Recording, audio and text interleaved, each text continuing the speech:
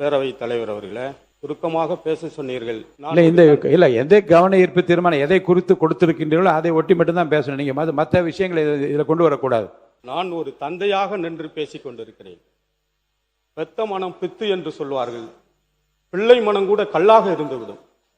ஆனால் அந்த தாயும் தந்தையாரும் கோயமுத்தூர் மாணவன் அந்த அடித்து கொலை செய்யப்பட்ட போது அவர்கள் ஊடகங்களில் சொன்ன செய்தியை நான் உன்னிப்பாக கவனித்து பார்த்தேன். கலங்கித்தான் போனோம்.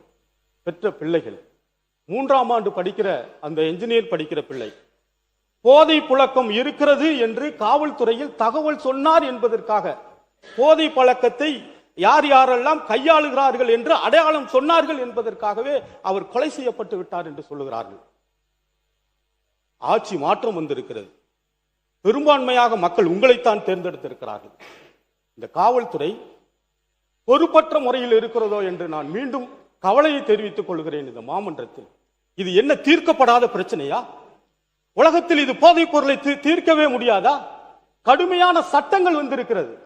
நடைமுறைப்படுத்துவதற்கு காவல்துறைக்கும் நீதிமன்றத்திற்கும் யார் தடங்கள்? மாண்புமிகு பேரவைத் தலைவர் அவர்களே, அந்த மாணவனுக்கு நீதி வேண்டும். அந்த மாணவன் மட்டுமல்ல, ஒட்டுமொத்த மாணவ சமுதாயமும் பாதுகாக்கப்பட வேண்டும். அப்படி பாதுகாக்கப்பட வேண்டும் என்று சொன்னால் தனி சட்டங்களை கொண்டு வருவதற்கு கூட இந்த அரசு தயாராக இருக்க வேண்டும்.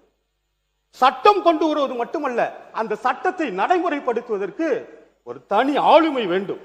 அந்த ஆளுமை உங்களிடம் இருக்கிறது என்று தமிழ்நாடு மக்கள் எதிர்பார்த்திருக்கிறார்கள். செய்வீர்களா என்று நான் கேட்கிறேன். எனவே உரிய நீதிபதியை கொண்டு, ஓய்வு பெற்ற நீதிபதியை கொண்டு உரிய விசாரணை நடத்தப்பட வேண்டும். இந்த சட்டம் கடுமையாக்கப்பட வேண்டும் என்று நான் அந்த மாமன்றத்தில் வேண்டி விரும்பி கேட்டுக்கொள்கிறேன். அதோடு இன்னொன்றையும் சொல்லுகிறேன். திருவொற்றியூரில் ஒரு பள்ளி மாணவன் இறந்து போயிருக்கிறான். அந்த குடும்பம், அந்த தாயினுடைய மனநிலையை இந்த அவை பரிசீலிக்க வேண்டும்.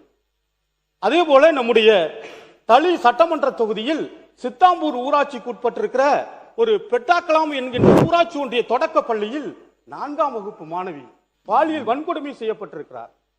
எனவே இந்த அரசு உரிய கவனம் செலுத்த வேண்டும். கடந்து போய்விடக் கூடாது. கவன ஈர்ப்பு தீர்மானம் கடந்து போய்விடக் கூடாது. உரிய சட்டம் இயற்றப்பட வேண்டும். காவல்துறை சீர்திருத்தம் செய்யப்பட வேண்டுமோ என்று நான் வினாக்களை எழுப்பி சம்பந்தப்பட்ட அமுதன் உள்ளிட்ட பாதிக்கப்பட்டிருக்கிற அந்த பள்ளி குழந்தைகளுக்கு, கல்லூரி மாணவர்களுக்கு உரிய விசாரணை நடத்தப்பட வேண்டும். குற்றவாளிகள் மீது கடுமையான தண்டனையை பெற்றுத் தருவதற்கு இந்த அரசு உறுதுணையாக இருக்க வேண்டும். அந்த இழந்து போயிருக்கிற அந்த குடும்பத்திற்கு உரிய பாதுகாப்பு மட்டுமல்ல, நிவாரணங்களை வழங்குவதற்கும் அரசு தயாராக இருக்க வேண்டும் என்று பணியோடு